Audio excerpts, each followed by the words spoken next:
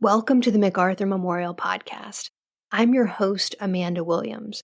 Join me as we explore the life and legacy of General of the Army Douglas MacArthur and discuss a wide range of military history topics, from the American Civil War to the Korean War.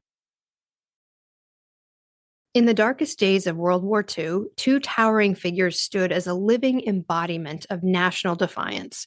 Winston Churchill, the aristocratic bulldog of Great Britain, and Charles de Gaulle, the tall, austere French general. Both refused to surrender to Nazi Germany. Thrown together by fate and war against great odds, they saved their nations, clashed dramatically, and helped reshape the post-war world.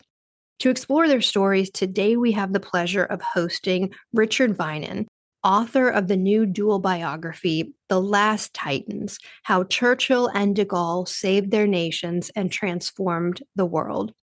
Welcome, sir, and thank you so much for joining us today. Thank you for inviting me. It's great to be here. So what inspired you to write a joint biography of Churchill and de Gaulle, and how does it differ from individual biographies of each man, or even the classic dual biography by François Kersaudy? So what inspired me, I suppose, is the fact that for a long time I've been a historian of Britain and France, so that I've always been kind of circling around these two men in all sorts of other things I've done, and that they kind of epitomize all sorts of things about their countries and about the relationships between their two countries. So I've become increasingly attracted to the idea of writing about them. And also they're just such wonderful people, so that when I've been working on other topics, often when I'm bored in the National Archives in London, I feel, well, I'll just type Churchill de Gaulle into the catalogue and see what comes up. And all sorts of completely weird documents come up. So that's part of the reason why I'm writing. As with all books, I'm writing it because I'm interested in the subject. What makes it different from previous biographies? I mean, I'm tempted to say that it's good value for money because there's less of it. So there are lots and lots of very long biographies of Churchill and de Gaulle. And one of the things I think you can do by putting them together is kind of focus attention on certain things, and especially de Gaulle, who in certain ways is a more kind of concentrated person than Churchill, focuses our attention on things that really matter about both de Gaulle and Churchill. So I think in that way, putting them together is useful. I think they're men of kind of comparable stature. They're both great national leaders, but very different in all sorts of ways, and those differences are revealing. In terms of what I hope makes this book different from François Kersaudy's book, first of all, I should say that Kersaudy's book is a classic, which everybody should read, and which I read myself more than 40 years ago when I was a student. I think what makes it different is partly a very simple thing, which is people focus very heavily on the Second World War and the relation between those two men. And Kersaudy's book is really about the Second World War. And I wanted to say there's also a peacetime relationship and a peacetime career for both these men, especially for de Gaulle, who, after all, is president of France in 1969, a long time after the Second World War ends. And partly that Kersaudy's book was first published in 1981, so things have changed since then. Now, partly they've changed because new archives have become available. We know things we didn't know before. But also things have changed because these men are so intertwined with their kind of national mythologies that our image of them changes as other things change. So Kersaudy was writing at the very beginning of the Thatcher years in Britain, and Margaret Thatcher makes us think differently about Britain and look back differently on Churchill. I think de Gaulle is someone who looks very different in France now to how he looked in the 1960s, often hated by a large part of the political class in France when he was actually president, and has become strangely a more consensual figure after his death. Things like the centenary of de Gaulle in 1990 was a moment when the French rethought their relationship with him a lot. So I think there are all sorts of reasons why Churchill and de Gaulle might look a bit different when seen from today's perspective to how they seemed in 1981. That's interesting. And your French is definitely much better than mine. My French is far from perfect. And I've had a lot of occasions to pronounce Kersaudy's name. Yeah, Kersaudy. Okay.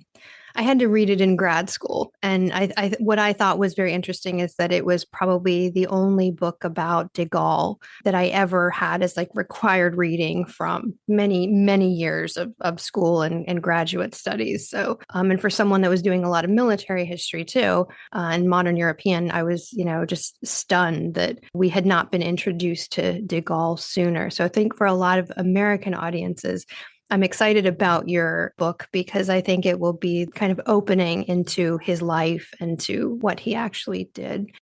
So going along with that, many of us obviously know Churchill and de Gaulle and in terms of the World War II period. But could you give us a brief biographical sketch of both men leading up to World War II? Yes. The word brief is rarely one you can put together with Winston Churchill. So Winston Churchill is not very good at being brief himself. And also, he has a completely kind of convoluted roller coaster career before 1940. So that Churchill is famous from the moment he's born. He's born into a great aristocratic family. His grandfather's a duke, a great political family. His father's a very eminent minister at one time. And then Churchill himself is famous in his early 20s as a kind of adventurer and writer and a person who already is crafting his kind of image. And then he's a politician. He enters Parliament in his mid-20s. He enters the government in his 30s. So in 1940, he's already been absolutely at the front rank of British politics for 30, 40 years. And he's had lots of ups and downs in that period, so that he, in some ways, has a kind of peak before 1914. He's already a very senior minister before 1914, has some quite bad setbacks in the First World War, particularly he's responsible for the Dardanelles campaign, which doesn't really succeed. He isn't a terribly successful minister in the 1920s. He's Chancellor of the Exchequer, responsible for the economy. He then actually pulls away from mainstream politics, or pulls away from front rank politics in the 1930s, partly because of his opposition to appeasing Hitler, but actually before that because of his opposition to Indian Home Rule, so that he's partly marginalised by something that we now look back on as heroically right, but he's also marginalised by something that we now look back on as wrong. So that by 1939, in some ways, Churchill looks a failure. There is a famous book about him by a Conservative MP called Churchill, A Study in Failure, up to 1939. But he's a strange figure because he's a world-famous failure. And he's known through his writings and his speeches, even when it might seem that he doesn't have much of a political career ahead of him. De Gaulle, by contrast, he's born to much more humble origins than Churchill. He describes himself as kind of small provincial nobility. He's really a kind of squire. They're always going to have to work for their living. He's an army officer. He stays in the army for a long time, whereas Churchill leaves early to go into politics. De Gaulle is still an army officer up to 1940. He's known a bit for writing about military matters. He's also, I think, very importantly formed by the First World War. So their experience of the First World War is very different. Churchill is already a kind of senior figure and a civilian politician by 1914. So he's largely part of a government that is sending other men into battle. And I think he himself is a bit haunted by that. He's aware that younger men fought in the First World War. He does go to the front briefly, very honourably, but he doesn't really see much fighting. And de Gaulle, by contrast, is 24 years old at the beginning of the First World War. And it's very likely that a man of that age, as a junior infantry officer, is going to be killed in action. And in fact, he's wounded 3 times. And one of those occasions wounded by a bayonet. So he's really close to the enemy. Then he's captured by the Germans, which kind of saves his life because it means he's out of action for a while. He has a lot of time to think in a prisoner of war camp. So he then, I think that's where he begins to lay the basis for some of the kind of political ideas that then define his life, but then goes back and is a peacetime soldier for 20 years. A peacetime soldier who, as I say, is a kind of military intellectual in a way that would be very unfamiliar, I think, in Britain, but in France, it's kind of common status. And so writing and thinking about a coming war is very important to de Gaulle in those years. But de Gaulle, in the immediate run-up to 1940, is still, at the beginning of the war, he's just a colonel. By the time he arrives in London, he is a general de brigade. But in fact, it's very misleading to say he's a general. The British point out, by British standards, this is a brigadier. So it's a relatively junior rank. Hundreds of British people have that rank. At least 3 other French people who are actually in Britain in 1940 have that rank. So in that sense, de Gaulle still not someone with a very established reputation in 1940. And he has to kind of build everything from scratch at a time when Churchill, when he takes over, is already a very well-known figure. How would you describe their personalities and leadership styles? So they're very different. Churchill is extraordinarily extrovert. Churchill is a man who lives his whole life in public, partly, as I say, because he's very famous from a very young age, but also because he's a member of the ruling class. So he knows everybody and they know him. So he's known, one of the ministers in his government in 1940, he's known since he threw this guy in the Harrow School swimming pool at the age of 14. He's someone who has kind of very intimate relations with other members of the ruling class. People always say it's an example of kind of de Gaulle's austerity, that no one ever sees him naked, no other man ever sees him naked. I think you'd have to be a lucky member of the British ruling class not to have seen Winston Churchill naked. So he often receives people in his bath or his bedroom or something like that. And he's very witty, he's very charming, he's very good at getting on with people. And he can be very, very nice, especially to the young. So one of the aspects of his leadership style is to kind of draw people towards him, draw people into him. He's not exactly a team player, but he always has a team around him. So I think Churchill's entourage is always very important. And it's always important to understand that even when he's kind of cast out of the political establishment in the 1930s, other people in that establishment still have relations with him. He's still someone who has access to senior civil servants, for example. He's on first-name terms with lots of people at a time when first-name terms are not always common. Lots of people call him Winston. And he is seen as someone the country might have to have recourse to. So when in 1940, finally the country does kind of need to summon him up in these very desperate circumstances, it's not like this is a complete turnaround or complete surprise. It's almost like, like the myth of King Arthur, who is going to come back, after death and save the country. That's a bit like Churchill. People are almost kind of know that he's there in reserve in really desperate circumstances, although they also know, because lots of people distrust his judgment, that maybe one would only like to use Churchill in very desperate circumstances. He's like, some terrible weapon that you would only deploy when everything else has failed. De Gaulle is a very, very different character. So de Gaulle is, first of all, much more solitary, I think. His leadership style is very much that of a poker player. So he keeps his cards close to his chest. He knows he often has to play on kind of mystery and ambiguity. And part of the reason for that is actually for a lot of the time, especially during the war, his position is so weak. He says at one point, I'm too weak to compromise. I have to bluff. And bluff is always a big part of what de Gaulle does. And I think also de Gaulle knows that during the war and then later in his career, he's often doing things that would divide the French population a great deal if they were fully understood. So he needs to cultivate a kind of rather Sphinx-like attitude to keep people guessing about what he really thinks. So that, for example, in 1940, people don't really know whether de Gaulle is still a royalist, which he certainly has been in earlier parts of his career, whether he believes in democracy, those kind of things. And then much later in his career, people who bring him back to power in 1958 as president think he's been brought back to save Algeria, to save French Algeria, when in fact, eventually he takes France out of Algeria. So in that way, he always has to kind of let people be uncertain about his real intentions. I always think that the key to de Gaulle is he has this one quality. He's a brilliant orator, but he has this one quality that most politicians lack, especially Churchill, which is the capacity to remain silent. Absolutely. So it's often said that both men saved their nations during the darkest days of World War II. What do they think of each other in, say, 1940? And then how does that impression develop as the war goes on? So I think they do respect each other in 1940. They don't. De Gaulle has only meets Churchill for the first time in the summer of 1940. He first comes to London on the 9th of June 1940, and he's never set foot in Britain before then. So it's a very new relationship. I don't think Churchill has heard of de Gaulle before this. I assume de Gaulle has heard of Churchill, but he doesn't really say anything about Churchill in even his private writings. When they encounter each other, they're both looking for a man who's willing to resist defeat on the other side. So Churchill's looking for a Frenchman who will resist defeat. De Gaulle's looking for an Englishman who will resist defeat. And so I think they do kind of instantly click in certain respects.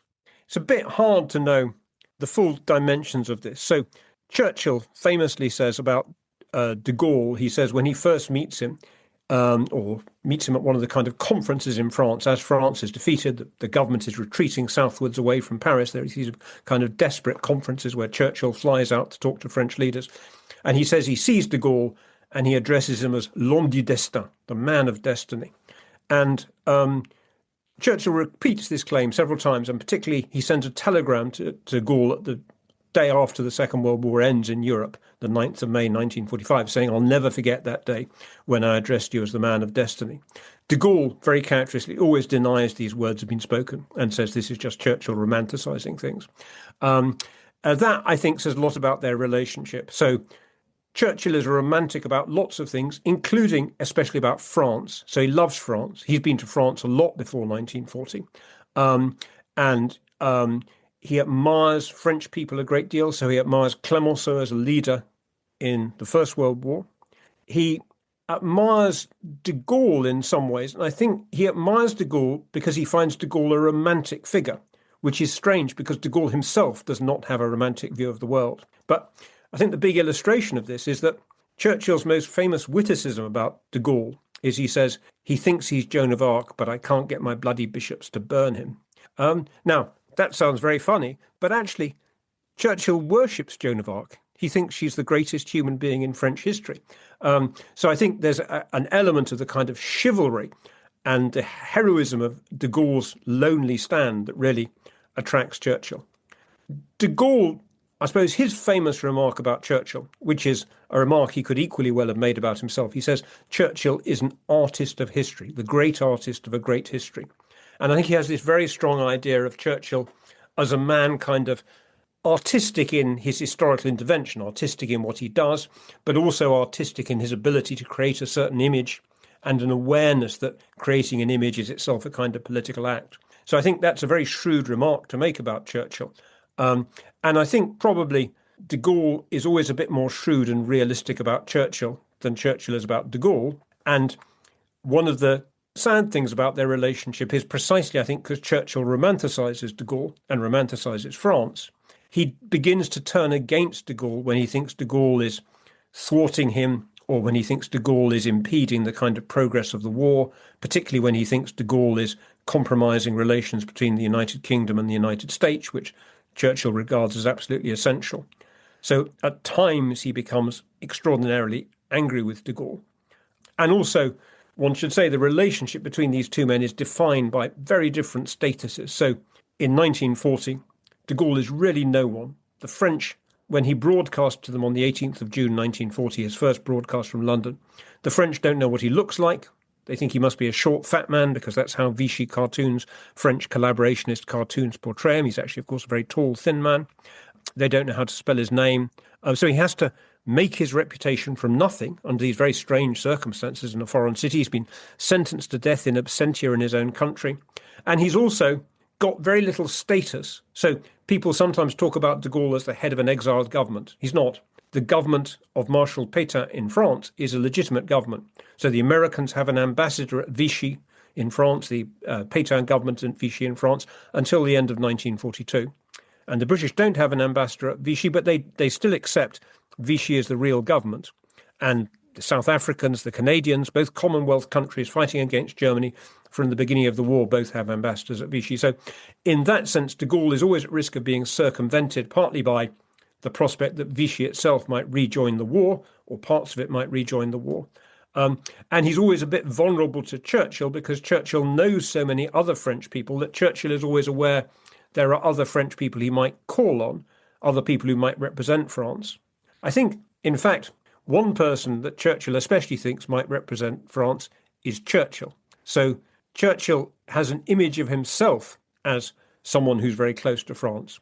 And he makes a very, very touching broadcast to France in October 1940, in which he talks in French. I mean, terrible French, but unmistakable French. He appeals to the French. He's a very, very kind of emotional speech, although also very characteristic of Churchill in that The speech is delivered on the anniversary of the Battle of Trafalgar, great British naval victory against Napoleon, which is especially tactless because Churchill has sunk a large part of the French fleet in July 1940. So that for all those reasons, there's always a danger that de Gaulle is going to be kind of cut out of the picture by Churchill. It is a very, very complicated relationship and obviously set against very complicated circumstances. So the book highlights how they then transformed their nations after the war is won. What were some of the long-term impacts of their leadership in that post-war period? And at that point, how does their relationship continue to evolve? Both of them at first have a setback. So a setback for Churchill in that he loses the general election of 1945, which is a tremendous surprise to Churchill himself and to a lot of the British political classes. So Churchill's this extraordinary war leader. He's very, very much admired. But in some ways, I think in retrospect, one can say this is a wonderful tribute to the British people, that, the British people followed Churchill in 1940. The whole country really rallied behind him, including the political left. But then the same kind of stubbornness and independence that makes them support Churchill in 1940 makes them not support him in 1945 when they say, we need a different kind of government and we need a peacetime government and we need a more left-wing government. Churchill, of course, is a great conservative. So Churchill is out of power for several years, comes back to power in 1951, but is not, I think, a successful peacetime leader. I think even his greatest admirers would say that he's not a very successful peacetime leader. So he's very much wedded by this stage to the past. He surrounds himself with people from the past. He's nostalgic. And I think he also desperately wants Britain to go on being some kind of great power.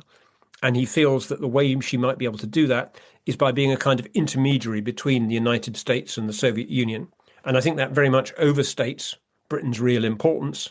So I think Churchill, very sentimentally attached to the relationship with America, but in the United States, what he has is a kind of reverence for him as an individual, but he's not a significant person.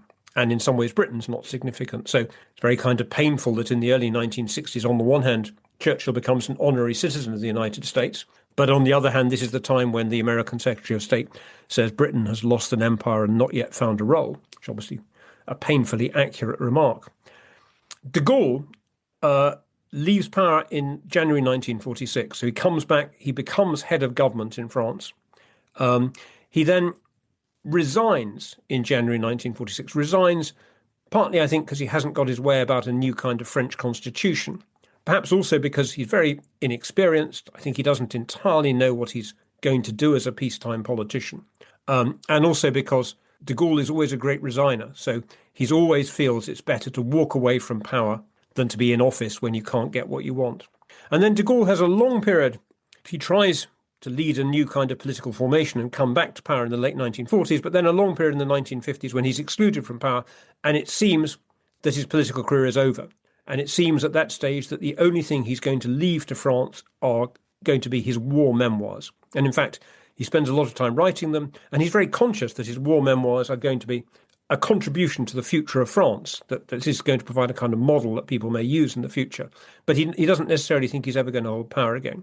And then unexpectedly, in the late 1950s, there's a war of independence fought by the Algerians against French occupation. The French, in fact, claim that Algeria is part of France, not simply a colony, but the Algerians are seeking to evict them.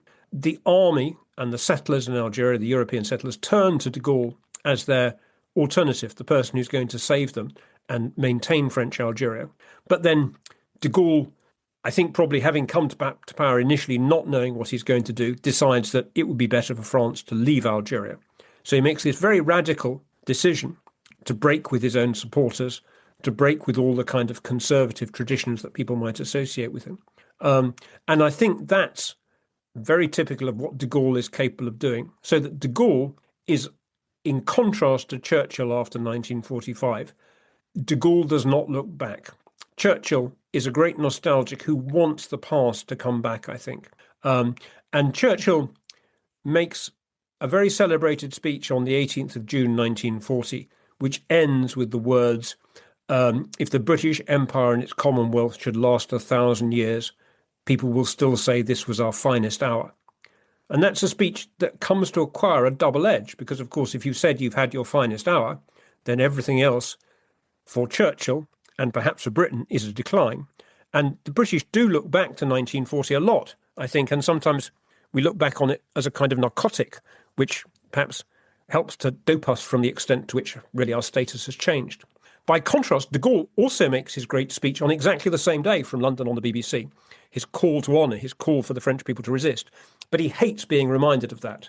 He doesn't like the idea of himself as a kind of public monument, doesn't like to be associated with the past, and is very keen that he, but especially France, should move into the future.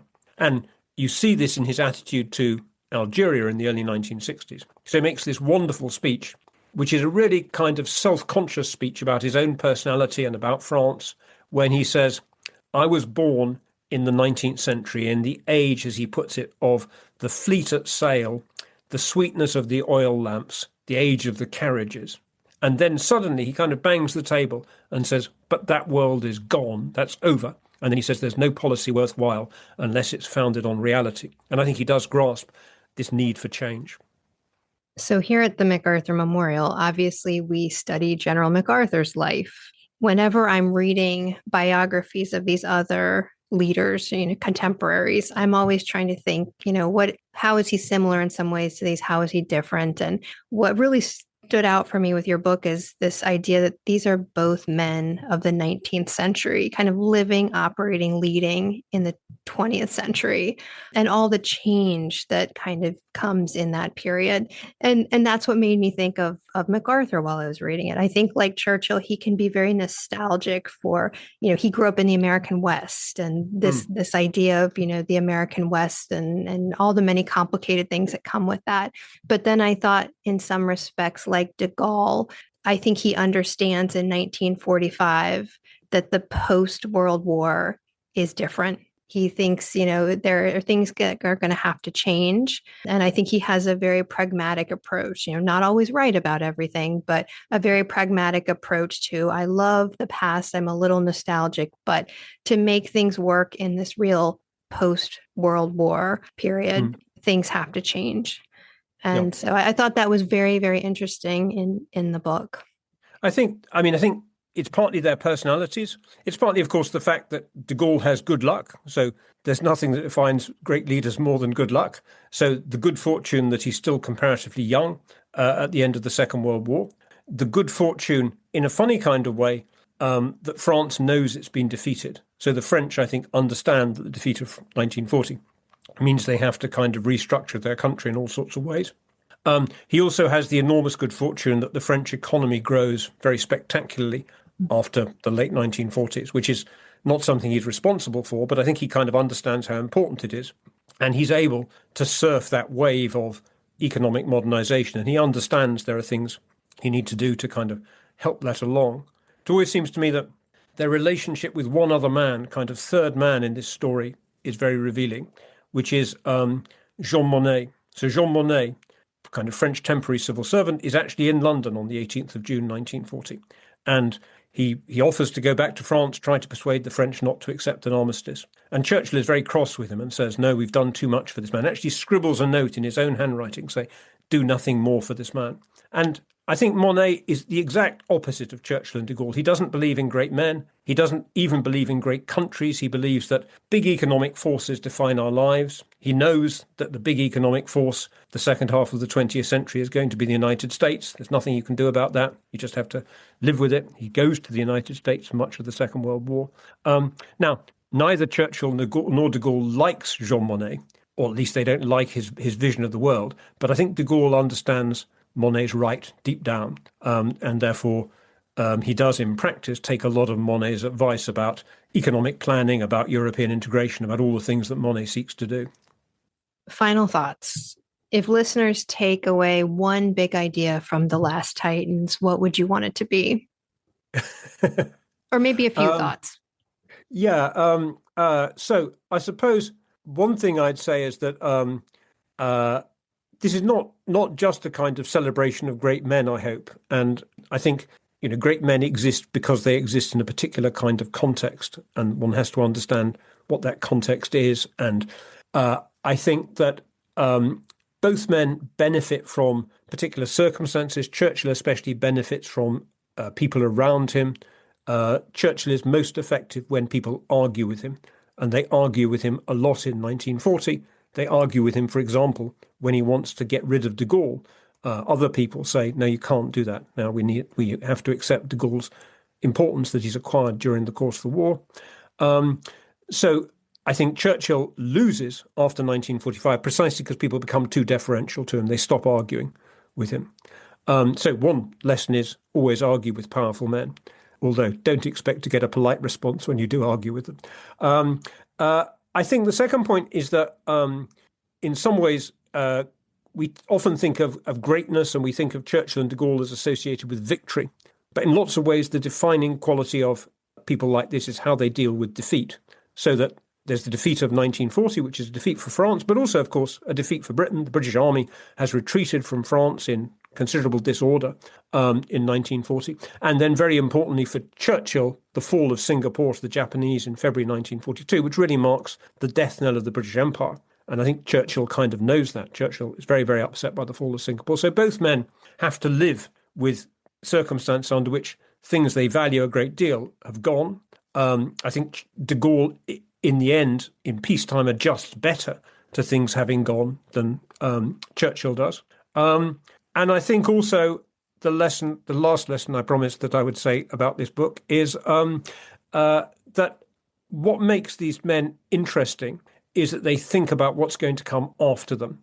They're not very present-minded people. Now, sometimes there's an element of vanity about thinking what comes after you. So there's a wonderful moment very early in his life where Churchill leaves a lancer riding behind the body of troops he leads into battle in the Sudan.